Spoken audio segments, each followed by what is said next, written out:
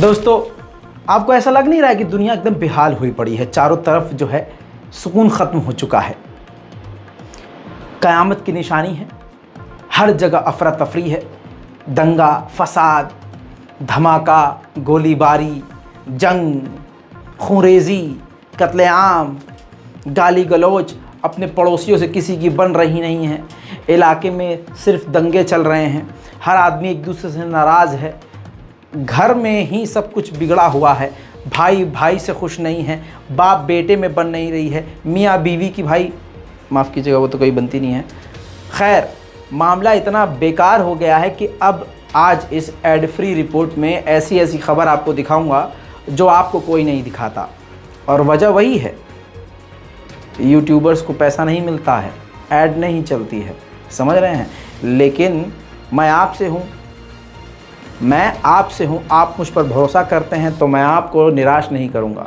वो सारी खबर दिखाऊँगा जो आपके लिए ज़रूरी है। इस एड फ्री रिपोर्ट को पूरा देखिएगा क्योंकि इसमें खालिस मेहनत आपके लिए करी है मैंने।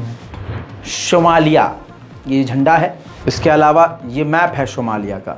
यहाँ पर आतंकी हमला हुआ है, जानकारी के लिए बता दूँ मुस्लिम देश है और यहाँ पर मिनिस्ट्री ऑफ एजुकेशन में धमाका हुआ। इस धमाके को आत्मघाती धमाका करार दिया गया है। इस धमाके के बाद बाहर भी धमाका हुआ, दफ्तर के बाहर धमाका हुआ, एक साथ कई जगह पर आत्मघाती धमाके हुए हैं। जी हाँ, इतना ज़्यादा नुकसान वीडियोस के अंदर नज़र आ रहा है कि बस अल्लाह ही मालिक है। लेकिन अभी तक ऑफिशियल डेटा नहीं आया है कि कितने लोग मारे गए हैं। तबाही का मंजर मैं आपकी स्क्रीन पर ज़रूर लगाऊंगा, देखिए।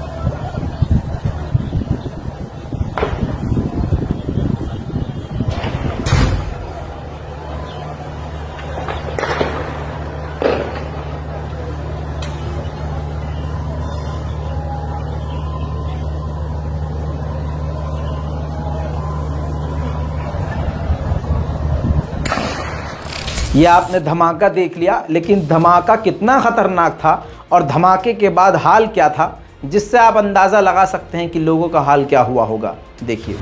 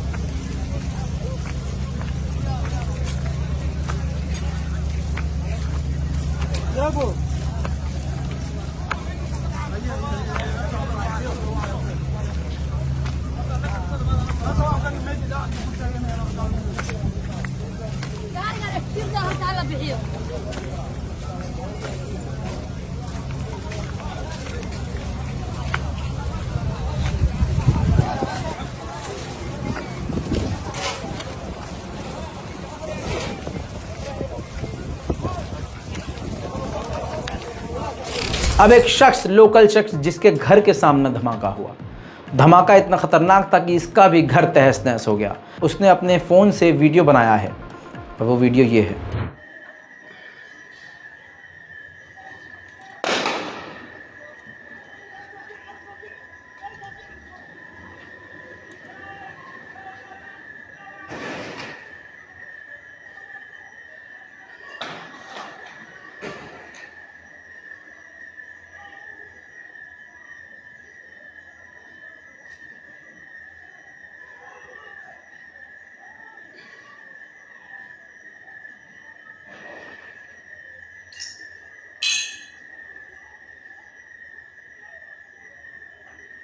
याद है मैंने आपको बताया था कि म्यांमार ने अपने ही लोगों पर एयर स्ट्राइक किया था, जिसमें 60 लोग मारे गए और 200 से ज़्यादा लोग बुरी तरह से घायल हुए।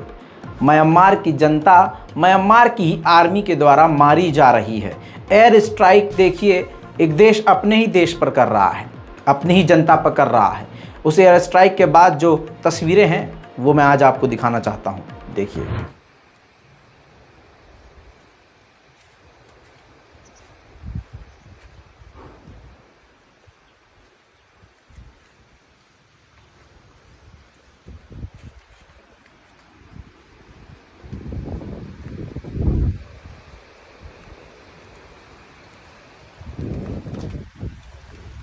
तो ये हाल है भाई।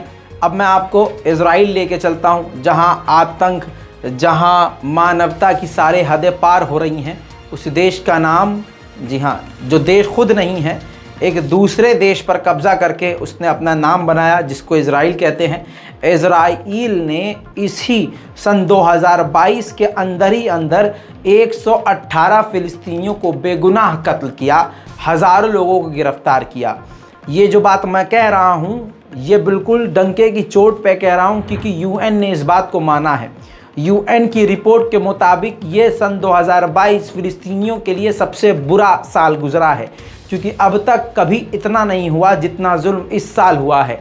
2022 में ही 118 फिलिस्तीनियों को बेगुनाह, जिनका कोई गुनाह नहीं था, कोई गुनाह साबित नहीं हुआ, उनको इजराइल ने कत्ल कर दिया। ये बात यूनाइटेड नेशन कह रहा है, रज़ा अपने मुंह से नहीं कह रहा है, रिपोर्ट मैंने लगा दी है। अब आप समझ लीजिए कि पूरी दुनिया में सबसे बड़ा आतंकवाद गतिविधि करने वाला कौन है, और ये क़यामत की निशानी नहीं तो फिर क्या है? कोई मुझे ये बताए कि यूएन, एक गैर मुस्लिम संस्था, ये कह रही है कि मुसलमानों पर, अरबियों पर, फ़िलिस्तीनियों पर जुल्म होने वाला सबसे गंदा ये साल 2022 गुजरा है।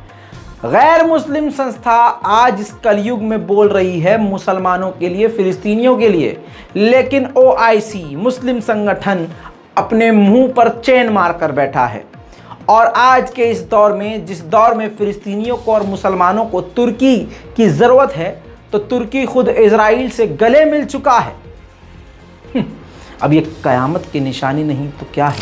बहरहाल, फ़िलिस्तीन अथॉरिटी से हमास के लीडर ने कहा है कि फ़िलिस्तीनियों को इजराइल के हमलों से बचाएं। हद ये है कि इजरायली जो यहूदी हैं वो फ़िलिस्तीनियों पर खुद अपने दम पर, जैसे भारत में बहुसंख्यक समाज मुसलमानों पर अटैक करता है, ठीक वो वैसे ही फ़िलिस्तीनी मुसलमानों पर हमले करते हुए पाए जा रहे हैं, और ये हमले रोज़ हो रहे हैं।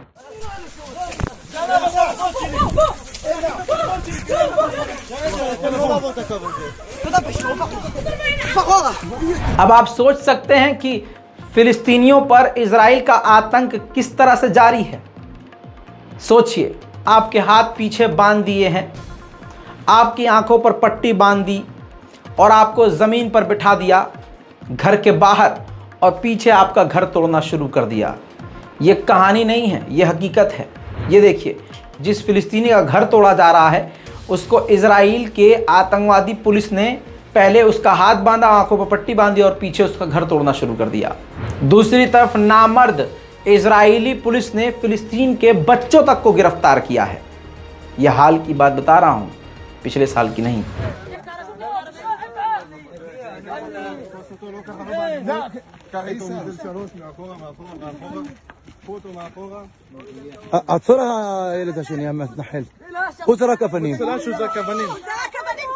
और आतंक इतना बढ़ गया है कि इजराइल के, यानी यहूदी लोग, इजरायली पुलिस की मदद के साथ, उनकी प्रोटेक्शन में फ़िलिस्तीनी एक्टिविस्ट और फ़िलिस्तीनी जर्नलिस्ट की गाड़ियों पर हमलावर हुए हैं।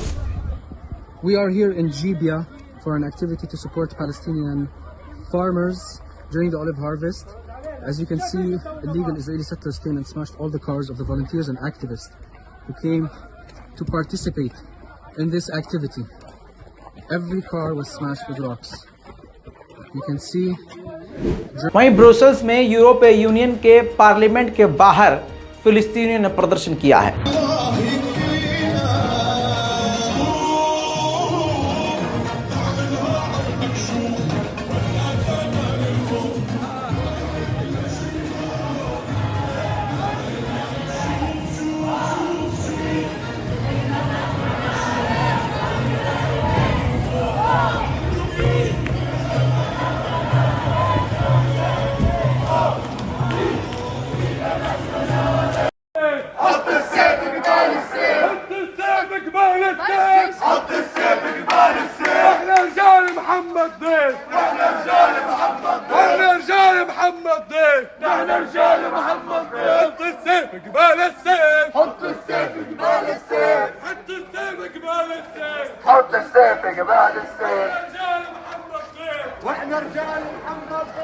वहीं दोस्तों हैलोवीन चल रहा है, भारत में भी इसका क्रेज बढ़ता जा रहा है। पूरी दुनिया में हैलोवीन बड़ा जोर शोर से मनाया जाता है। ऐसे में साउथ कोरिया में हैलोवीन पार्टी के दौरान भगदड़ मची, जिस भगदड़ में कई मारे गए हैं।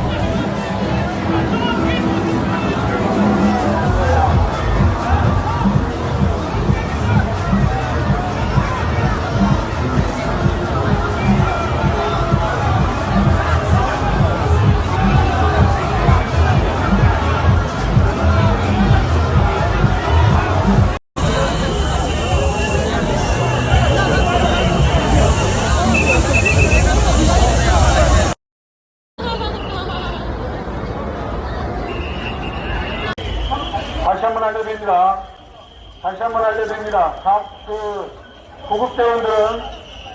구급대원들은 현장에서 응급처치하고 계시는 분들 빠른 시간 내에 회복할 수 있도록 최선을 다해 주시고, 그리고 구급차가 빠져나갈 수 있도록 통로 확보해 주시기 바랍니다.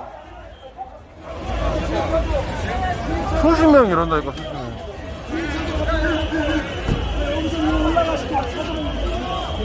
뒤쪽에 무착으로 도착한 소방차들은 तो दोस्तों ये है दुनिया भर का हाल। बाकी कहीं जंग चल रही है, कहीं बवाल हो रहा है, आपके पड़ोस में क्या हो रहा है वो आपको ही मालूम है। इस रिपोर्ट पर अपनी राय ज़रूर लिखिए, रिपोर्ट को शेयर कीजिए। जय हिंद।